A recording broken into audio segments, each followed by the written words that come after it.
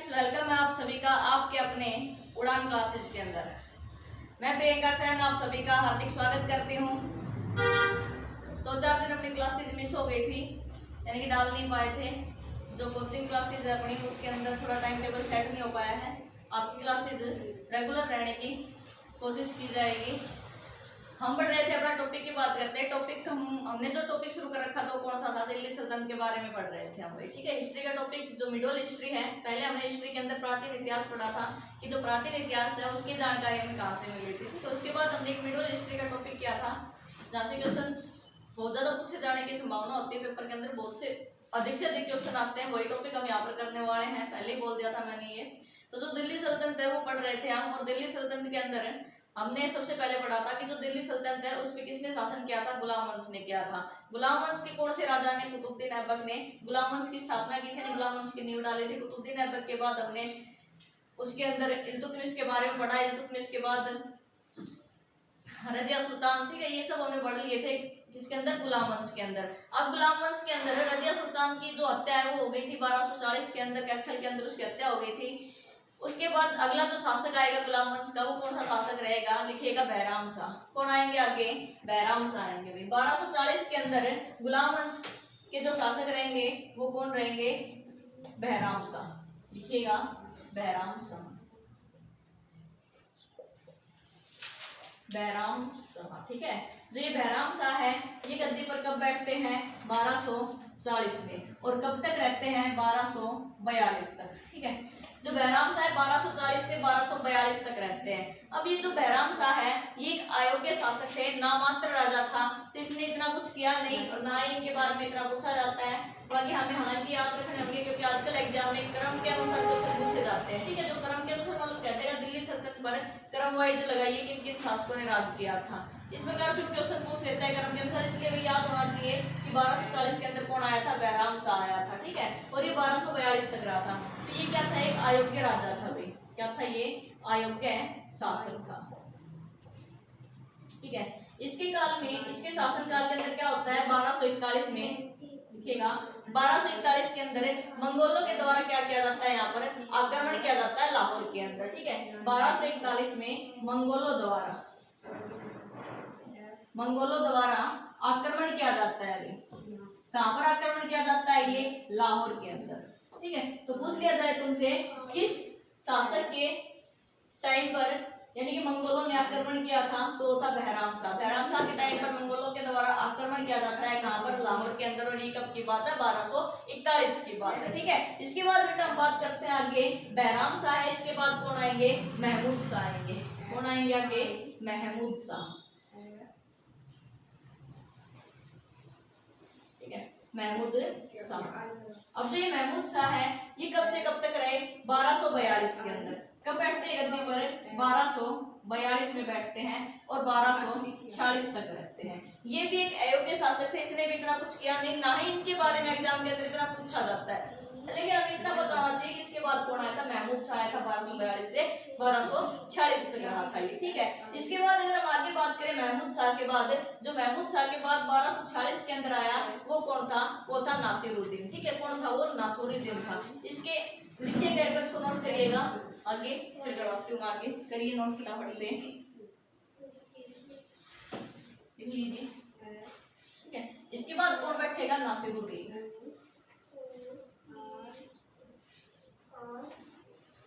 जो नासिरुद्दीन है ये कब आता है? 1246 में आता है, और 10 साल तक रहता है। 1266 तक रहता है, ठीक है। कब से कब तक रहता है ये? 1246 से 1266 तक रहता है, लिखिएगा। अगला जो शासक आएगा गुलाम वंश पर, कौन आएगा? वो आएगा नासिरुद्दीन।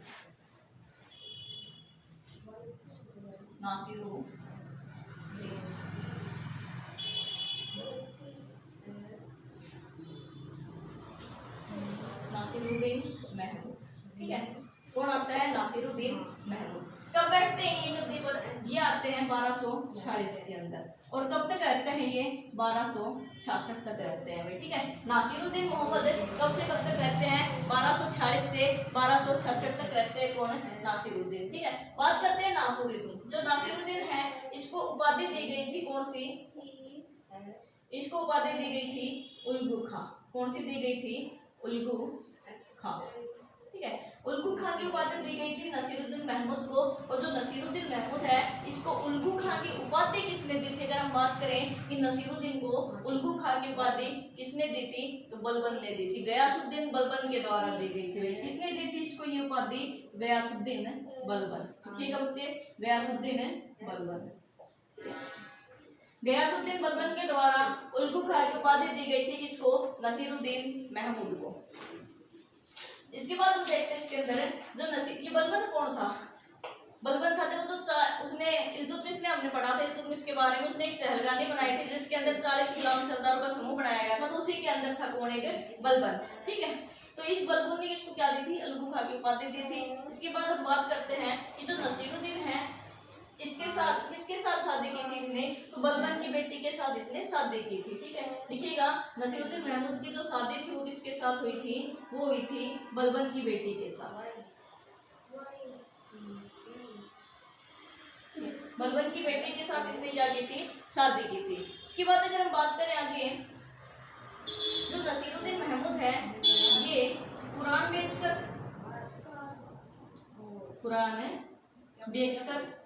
और टोपी सीकर अपना जीवन निर्वाह करता था, ठीक है। और टोपी सीकर जीवन निर्वाह करता था भाई। वो राजा जो कुरान बेचकर और टोपी सीकर अपना जीवन निर्वाह करता था, कौन थे वो? नसीरुद्दीन महमूद थे। इसी कारण इसको दरवेश राजा कहा गया है, क्योंकि ये साधारण तरीके से रहता था और साधारण बिहेव के कारण इसको क्या बोला गया है? दरवेश राजा बोला गया है, ठीक है। इसको क्या बोला गया है? दरवेश राजा, दरवेश राजा बोला गया इसको, ठीक है। इसके बाद हम अगर बात करें जो नसीरुद्दीन महमूद है इसकी 1266 में क्या हो जाती है? मृत्यु हो जाती है, ठीक है। 1266 में क्या हो जाती है? इसकी मृत्यु हो जाती है, 1266 में मृत्यु हो जाती है। देखो पढ़ने को तो हमारे टॉपिक को बहुत बड़ा बना सकते हैं, लेकिन हमें सिर्फ काम की बात पढ़नी है। जो पेपर के अंदर बार बार क्वेश्चन पूछे जाते हैं, आप इच्छिक प्रवेश क्वेश्चन उठाइए, मैं खुद करवाऊंगी तुम्हें प्रवेश क्वेश्चन। एक बार ये दिल्ली सल्तनत खत्म होने दो, दिल्ली सल्तनत से जितने भी क्वेश्चन आए हैं एग्जाम के अंदर सारे के सारे क्वेश्चन हम यहाँ पर पढ़ने वाले हैं, ठीक है। आपको यहाँ पढ़ने के बाद कहीं से पढ़ने की जरूरत नहीं पड़ेगी, आपको इतना यहाँ पर आपको करवा दिया जाएगा। अभी जैसे हाल ही मार्केट का एग्जाम होने वाला है उसके अंदर ये क्वेश्चंस आपको मिलेंगे, और अभी सीटीवी जो एग्जाम है वो भी होने वाला है, 40,000 वैकेंसी बता रहे हैं उसके अंदर आ गई हैं। तो अपनी तैयारी में लग जाइएगा आज से ही, अभी से ही कहीं से भी तैयारी करो, अपनी तैयारी रखो। जब भी एग्जाम हो तो उसको तुम क्रैक कर पाओ। ये नहीं है कि एग्जाम आ गया सर पे तब हम तैयारी करने बैठे, नहीं, तुम्हें तैयारी पहले से ही करनी होगी, ठीक है। आज अगर अपनी तैयारी शुरू करोगे तभी तुम आगे एग्जाम को क्रैक कर पाओगे। आगे बात करते हैं हम, देखिए नसीरुद्दीन जो महमूद है इसको नोट कर लीजिएगा। इसके बाद हम आगे बढ़ते हैं, नसीरुद्दीन महमूद के बाद कौन आएगा? गयासुद्दीन बलबन, ठीक है। बलबन आएगा, यहाँ पर नोट करिए फटाफट से, आगे बढ़ेंगे फिर हम गयासुद्दीन बलबन के बारे में।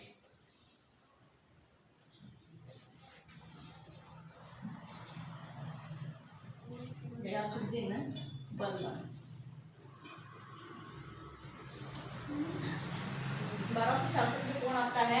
गयासुद्दीन बलबन आता है 1266 में, और 1287 तक रहता है। लिखिएगा गयासुद्दीन बलबन।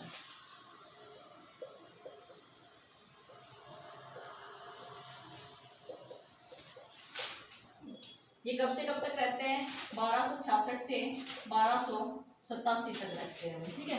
1266 से 1287 तक किसका शासन रहता है? बलबन का शासन रहता है, 1266 से 1287 तक, ठीक है। इसके बाद देखिए जो गयासुद्दीन बलबन है इसने खुद को अल्लाह की परछाई बताया अपने आप को। क्या बताया इसने अपने आप को? अल्लाह की परछाई बताया। लिखिएगा इसने अल्लाह की परछाई बताया है अपने आप को। क्या बताया है? अल्लाह की परछाई, स्वयं को अल्लाह की परछाई कहा है, ठीक है। इसके बाद फिर हम बात करें जो गयासुद्दीन बलबन है इसने एक नीति चलाई थी लोहो रक्त की, लोहो रक्त की नीति, ठीक है। फिर पूछा जाए लोहो रक्त की नीति किसने चलाई थी, तो कौन थे? गयासुद्दीन बलबन थे भाई। गयासुद्दीन बलबन ने लोहो रक्त की नीति चलाई थी। क्या होता है ये लोहो रक्त? रक्त के बदले रक्त, खून के बदले खून, ठीक है। रक्त के बदले रक्त, ये नीति थी, और ये किसने अपनाई थी? बलबन ने। रट के बदली। इसके बाद इसने एक प्रथा चलाई थी, सिजदा और पैबोस प्रथा। ठीक है, कौन सी प्रथा चलाई थी इसने? सिजदा और पैबोस। सिजदा और पैबोस प्रथा किसने चलाई थी? वो चलाई थी बलबन ने। ठीक है, सिजदा और पैबोस प्रथा। अगर पूछा जाए सिजदा और पैबोस प्रथा किस शासक ने चलाई थी, तो बलबन ने चलाई थी सिजदा और पैबोस। क्या था ये सिजदा और क्या था ये पैबोस? ठीक है, सिजदा, जब भी महाराज के सामने, राजा के सामने जाएंगे तो हम झुक करके जाएंगे। ठीक है, झुकना पड़ता है उसके सामने। उसको क्या बोला गया है? सिजदा बोला गया है। पैबोस का मतलब क्या हो जाएगा? यहाँ से पेट के बल झुक करके जो राजा है उसके चरणों को चूमना। ठीक है, पेट के बल झुक करके राजा के चरणों को चूमना, उसको क्या बोला गया है? पैबोस बोला गया है। और सिजदा झुक करके उनका सम्मान करना, इसको सिजदा बोला गया है। ठीक है, तो ये सिजदा और पैबोस की प्रथा किसने चलाई थी? गयासुद्दीन बलबन ने चलाई थी। ठीक है, इसके बाद अगर हम बात करें, जो गयासुद्दीन बलबन है, इसने मेवात पर मेवातियों के विरुद्ध क्या किया था? आक्रमण किया था। मेवातियों के विरुद्ध आक्रमण किया था हरियाणा के अंदर। ठीक है, मेवातियों के विरुद्ध आक्रमण किया था बलबन ने, है ना।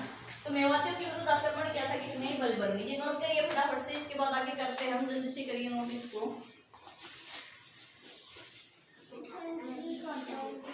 करिए बेटा, जल्दी से करिए इसको।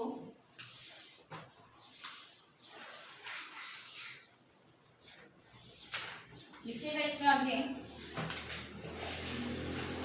इसने हंसी और लिखना, हंसी मजाक पर क्या कर दिया था? प्रतिबंध लगा दिया था। लिख लीजिएगा, इसने शराब और हंसी मजाक पर क्या लगाया? प्रतिबंध लगा दिया था। बलबन ने शराब पे और हंसी मजाक पर क्या कर दिया था? प्रतिबंध लगा दिया था। ठीक है, हंसी पर और शराब पर क्या कर दिया था इसने? हंसी मजाक पर और शराब पर प्रतिबंध लगा दिया था। उसके बाद अगर तुमसे पूछा जाए कि जो नौरोज उत्सव है, ठीक है, नौरोज उत्सव है ना, नौरोज उत्सव की स्थापना भी किसने की थी? गयासुद्दीन बलबन ने की थी। भाई, नौरोज उत्सव की स्थापना भी किसने की थी? बलबन ने की थी। नौरोज उत्सव की भी स्थापना। तो नौरोज उत्सव है ये ईरानियों का त्योहार है। किसका त्योहार है ये? ईरानियों का। ठीक है ना, ईरानियों का त्योहार है ये। ईरानियों का त्योहार है नौरोज उत्सव। अगर हम उसके बाद बात करें, इसने एक गुप्तचर विभाग की स्थापना की थी। गयासुद्दीन बलबन ने गुप्तचर विभाग की स्थापना की थी। लिखिएगा, गुप्तचर विभाग की स्थापना की थी। तो गुप्तचर विभाग की स्थापना करने वाले वे कौन थे? गयासुद्दीन बलबन थे। भाई, गुप्तचर विभाग की स्थापना करने, तो उसको क्या बोला गया है? गुप्तचर विभाग की जो स्थापना की थी तो उसको बोला गया है दीवान ए बरीद। ठीक है, जो गुप्तचर विभाग की स्थापना की थी उसको क्या बोला गया है? दीवान ए बरीद। लिख लीजिएगा, फटाफट से नोट करिए इसे।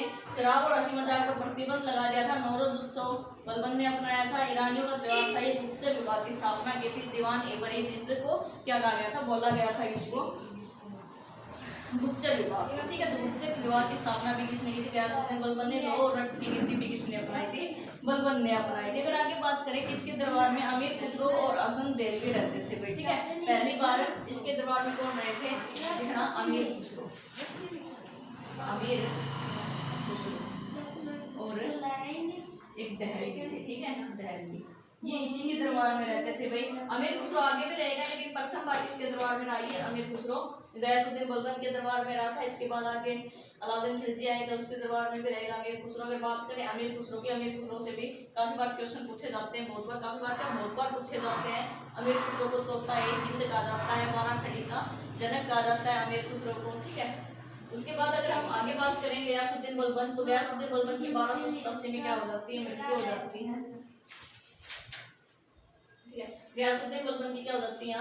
मृत्यु हो जाती है 1287 में। और 1287 में किसका शासन होता है? कैकुकाबाद का। ठीक है, 1287 के अंदर कौन आता है? कैकुकाबाद आता है। लिखिएगा फटाफट से, 1287 में कैकुकाबाद। देखिए, 1287 के अंदर कौन आता है? गुलाम वंश के अंदर, तो वो आता है कैकुकाबाद।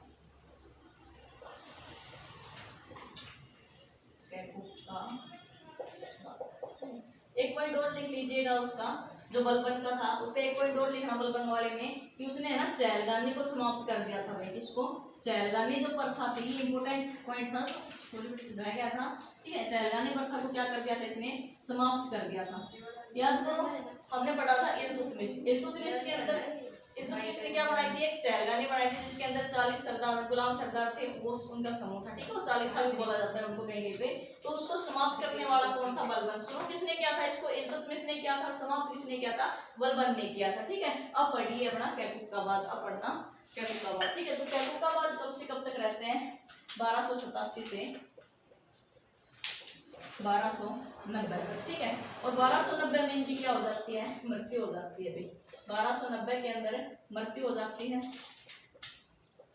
ठीक है। फिर 1290 में ही कौन आता है यहाँ पे, अंतिम राजा, यानी कि आपसे पूछा जाए जो गुलाम वंश है उसका अंतिम शासक कौन था, गुलाम वंश का। तो गुलाम वंश का जो अंतिम शासक था वो था क्यूमर्स, लिखिएगा क्यूमर्स, ठीक है। जो क्यूमर्स है ये गुलाम वंश का अंतिम शासक था, वो गुलाम वंश का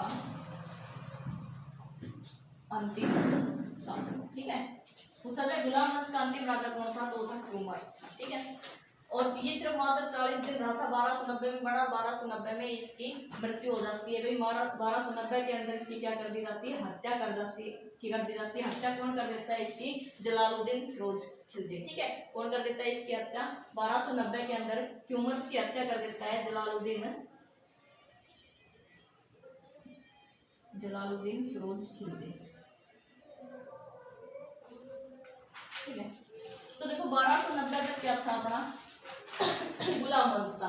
जो गुलाम वंश है वो 1206 में दिल्ली सल्तनत पर उसने अपनी नींव डाली थी। गुलाम वंश की स्थापना कब हुई थी, 1206 के अंदर कुतुबुद्दीन ऐबक के द्वारा। बीच में बहुत सारे शासक आए जो हमने पढ़े हैं। और 1290 के अंदर जो लास्ट गुलाम वंश का राजा था वो कौन था, क्यूमर्स था। और इसकी हत्या कौन कर देता है, जलालुद्दीन फिरोज खिलजी कर देता है, जो इन्हीं के दरबार में रहता था, ठीक है। और फिरोज खिलजी क्या कर देता है, इसकी हत्या कर देता है और अपने खिलजी वंश की स्थापना कर देता है। यहाँ से गुलाम वंश क्या हो जाता है, खत्म हो जाता है। तो गुलाम वंश समाप्त हो गया। गुलाम वंश का पतन करके दिल्ली पर जो सेकंड वंश आया था, दूसरा शासक यानी वंश था, वो कौन सा था, वो था खिलजी वंश, ठीक है। खिलजी वंश, तो खिलजी वंश की स्थापना कौन करेंगे, देखो गुलाम वंश को खत्म किया है किसने, फिरोज खिलजी ने। और यही क्या करेंगे, संस्थापक बनेंगे किसके, खिलजी वंश के, ठीक है। आगे डालिएगा खिलजी वंश, लिखिएगा खिलजी वंश।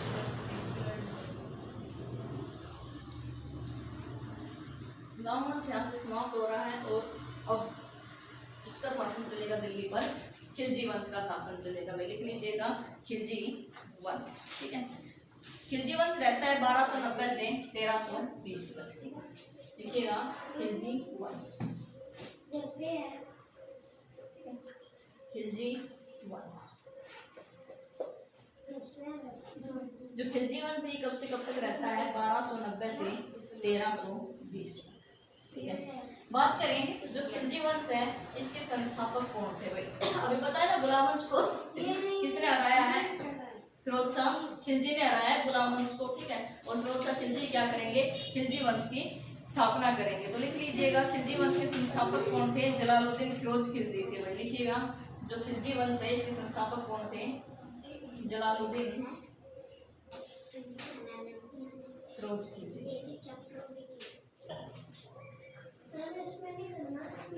जलालुद्दीन फिरोज खिलजी, इसके बारे में ध्यान रखें। इसने खिलजी वंश की स्थापना की। कौन से वंश की स्थापना की थी इसने, खिलजी वंश की। खिलजी वंश की स्थापना की। जलालुद्दीन जो फिरोज खिलजी है इसको शाइस्ता की उपाधि दी गई थी। कौन सी उपाधि थी इसके पास, शाइस्ता की, लिखिएगा उपाधि, ठीक है। शाइस्ता की उपाधि किसने दी थी इसको, ये पता होना चाहिए। देखो जलालुद्दीन खिलजी ने खिलजी वंश की स्थापना की और उपाधि कौन सी थी इसके पास, तो शाइस्ता की उपाधि थी। इसको उदार दृष्टिकोण का राजा बोला गया है। क्या बोला गया है इसको, उदार दृष्टिकोण का राजा, क्या बोला गया है, उदार दृष्टिकोण, यानी कि उदारता थी इसके अंदर, ठीक है। उदार दृष्टिकोण वाला राजा कहा गया है किसको, फिरोज खिलजी को, जलालुद्दीन फिरोज खिलजी को। इसके शासनकाल में लिखिएगा 40,000, लिखिएगा इसके शासनकाल में 40,000 मंगोलों ने इस्लाम धर्म कबूल कर लिया था भाई, ठीक है। इस्लाम धर्म इस्लाम धर्म स्वीकार कर लिया था किसने? मंगोलों ने। 40,000 मंगोलों ने क्या कर लिया था? इस्लाम धर्म स्वीकार कर लिया था। किसके शासनकाल में? जलालुद्दीन फिरोज खिलजी के टाइम पर। तो 4,000 के लिए 4,000 ये ठीक है, लिखा 4,000 बोल दिया 40,000 ठीक है। 4,000 जो मंगोल थे उन्होंने इस्लाम धर्म को क्या कर लिया था? स्वीकार कर लिया था और मंगोलपुरी के अंदर रहने लगे थे। कहाँ पर रहने लगे थे? जो मंगोल है इन्होंने इस्लाम धर्म स्वीकार किया और कहाँ पर रहने लगे? ये मंगोलपुरी के अंदर। दिख तो रहा है ना, मंगोलपुरी के अंदर। ये मंगोलपुरी कहाँ पे पड़ती थी? दिल्ली के नजदीक पड़ती थी। ठीक है, दिल्ली के नजदीक पड़ती थी मंगोलपुरी। उसके बाद बात करते हैं इसके दरबार में, यानी कि इनके पास रहता था, इनका भतीजा था अलाउद्दीन खिलजी। ठीक है, तो अलाउद्दीन खिलजी ने इसकी इजाजत के बिना जो देवगिरी थी उसको जीत लिया था। ठीक है, लिखिएगा देवगिरी पर क्या कर दिया था? आक्रमण कर दिया था। देखिएगा अलाउद्दीन खिलजी, अलाउद्दीन जो खिलजी था वो क्या था? इसका भतीजा था। क्या था? इसका भतीजा था अलाउद्दीन खिलजी। ठीक है, अलाउद्दीन खिलजी किसका भतीजा था? फिरोज शाह खिलजी का भतीजा था अलाउद्दीन खिलजी। और ये इसकी बिना परमिशन के क्या कर देता है? देवगिरी पर आक्रमण कर देता है और देवगिरी को क्या कर लेता है? ये जीत लेता है। ठीक है, और इस टाइम पर देवगिरी के जो शासक थे वो कौन थे? वो थे चंद्रपाल। और ये देखो क्वेश्चन पूछा भी गया है एग्जाम के अंदर कि जो अलाउद्दीन खिलजी ने देवगिरी को जीता था तो उसके शासक कौन थे? किसको हराया था इसने? चंद्रपाल को हराया था देवगिरी के अंदर। ठीक है, उसके बाद बात करते हैं जो अलाउद्दीन खिलजी है ये जलालुद्दीन फिरोज खिलजी की क्या कर देता है? हत्या कर देता है। ठीक है, अपने चाचा को टपका देता है। ये लिखिएगा, इसकी हत्या कर देता है। अलाउद्दीन खिलजी है ये क्या कर देता है? जलालुद्दीन फिरोज खिलजी की हत्या कर देता है। जलालुद्दीन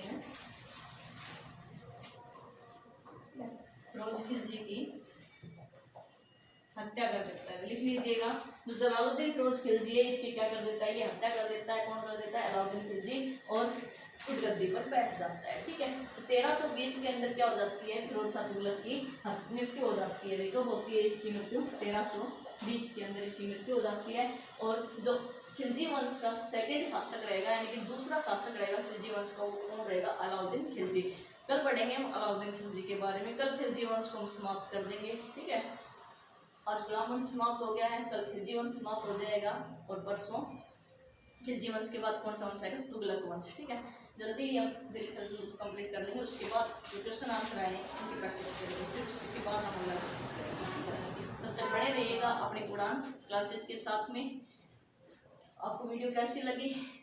अगर आपको लग रहा है कि बेहतरीन कंटेंट मिल रहा है तो ज़्यादा से ज़्यादा उड़ान जो क्लासेज है इसको शेयर करिएगा। ठीक है, और लाइक करिएगा और सब्सक्राइब करिएगा चैनल को। और यूट्यूब पर अगर आपको वीडियो सर्च करनी है ना तो आपको डालना पड़ेगा उड़ान क्लासेज बाई प्रियंका सन, तब जाकर के आपको ये क्लासेज मिलेगी। तब तक के लिए बने रहिएगा उड़ान क्लासेज के साथ। Thank you so much.